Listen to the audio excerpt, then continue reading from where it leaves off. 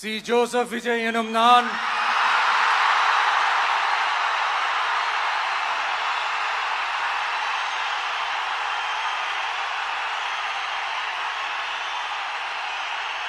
சட்டப்படி அமைக்கப்பெற்ற இந்திய அரசியல் அமைப்பின்பால் உண்மையான நம்பிக்கையும் மாறா பற்றும் கொண்டிருப்பேன் என்றும் இந்திய நாட்டின் ஒப்பில்லாத முழு முதல் ஆட்சியையும் ஒருமையையும் நிலை நிறுத்துவேன் என்றும் தமிழ்நாட்டு அரசின் முதலமைச்சராக உண்மையாகவும் உளச்சான்றின்படியும் என் கடமைகளை நிறைவேற்றுவேன் என்றும்